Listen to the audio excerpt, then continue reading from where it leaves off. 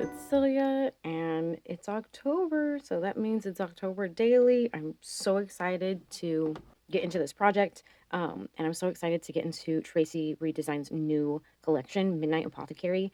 It is so just juicy, witchy goodness. I printed up all the stickers. These little bits come from the journalers. There's like 3 or 4 pages of journalers. Look at all these tiny little word stickers. They print up so amazing. Bunch of tags, or date numbers, story numbers, little journaling spots here. I love the color scheme in this collection, and the amount of detail on all these little bits is just amazing. It might be hard to see.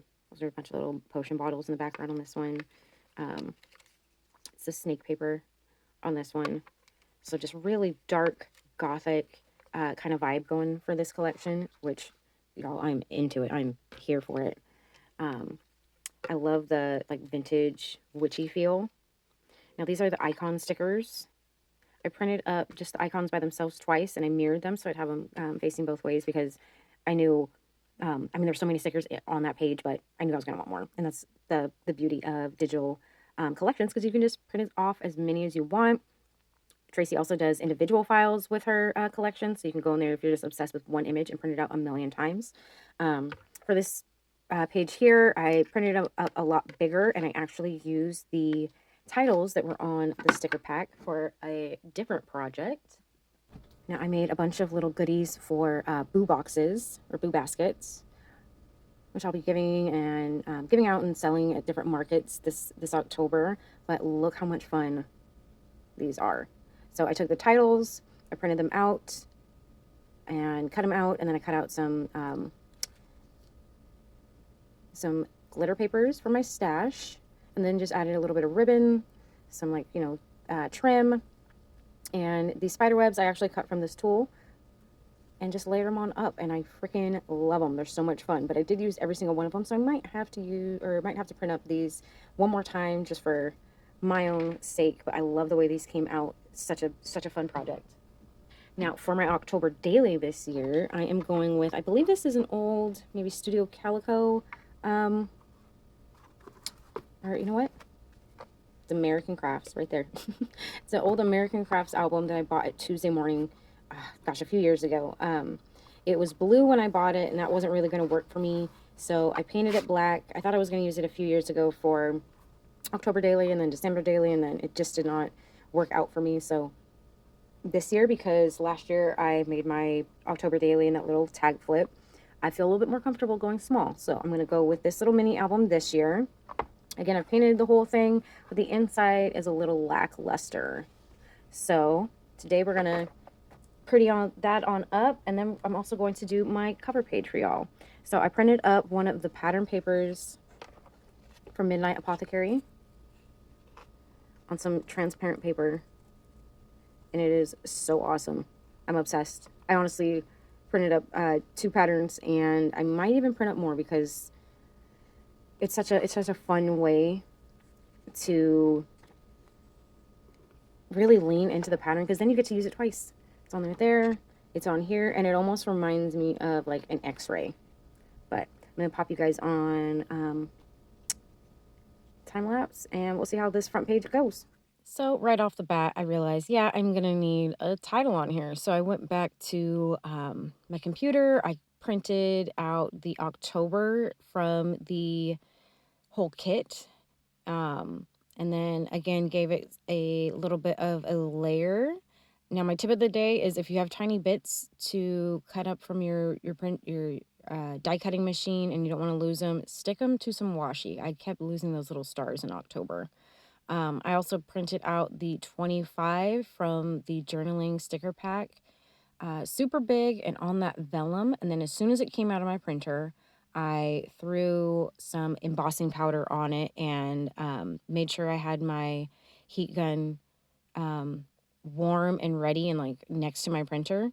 And then heat embossed that to be super sparkly, and I freaking love it. It's giving off like the Haunted Mansion at Disneyland vibes, and I think it's awesome. My only thing is, I wish I would have gone bigger because my October is pretty big and it does cover up quite a bit of that 25.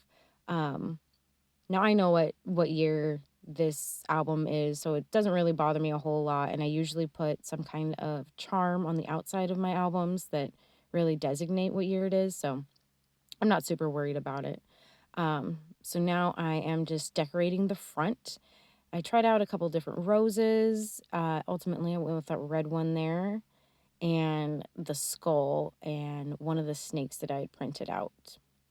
I grabbed some little tiny word stickers from the sticker pack.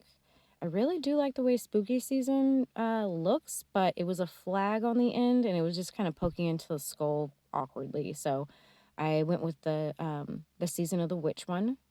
I cut off that leaf there. I thought I was going to be able to adhere it somewhere and just make it look a little bit better because it was going to be poking off of the page a little too much. And I also cut my snake in half because I wanted to be able to see the little loop in his body. So I cut that guy in half and tucked it on either side of the skull there.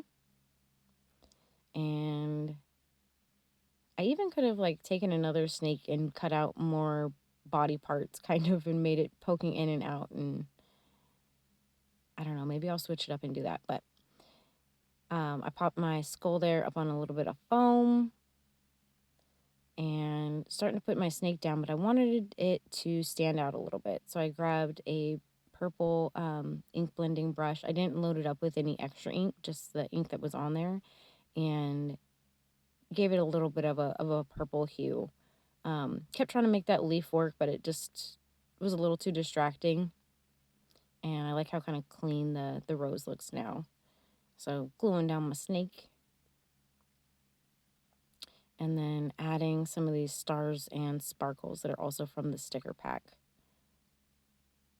And I'm so glad that I printed out two sheets of these because I love all the ephemera in there. But the stars and sparkles are gonna have to go on every page because they just look like magic. I love it. I wanted that rose to kind of like tuck in and out of the R there, and I couldn't get it to be at the right angle, so I just cut the legs apart so I could tuck it a little bit better. And then I'm gluing my whole title down. And there you go. I love the way the title came out. It's so much fun. Now for my album itself, I could not find my little riveter and all my rivets, so I couldn't take this completely apart. So I just shoved the paper underneath there as much as I could, traced around the shape, and then cut that off. And there you go. I used different embossing tools to get my edges there, my creases, I mean. Folded them back and forth, try to soften up the paper a little bit. And then I came through with some ink and inked up all the edges. And I'm just using my good old tacky glue to glue that on down. Now I keep trying to check and make sure that this is going in straight, but it was starting to get a little off for some reason. It could just be like the album's crooked. But as I'm trying to make sure it's all nice and flush, I'm pushing in the edges, and you see how that I kind of ripped my paper there, but I'm not too worried about it. I'll come back and fix that later. And just going again with the backside, tracing, cutting, and gluing it on down. And again, I love the like haunted mansion, almost like Tim Burton vibe of this pattern, and my cover, my title there it just works out so perfectly. Now, this is part of the Midnight Apothecary YouTube hop, so go down to the description box below and jump around to the other girls' videos. There is so many pages and so much inspiration going around because this collection is absolutely gorgeous. Head on over to tracireed.com and pick it up for 40% off until Wednesday. Thank you guys so much for watching, and I'll see you in the next video. Have a happy Halloween.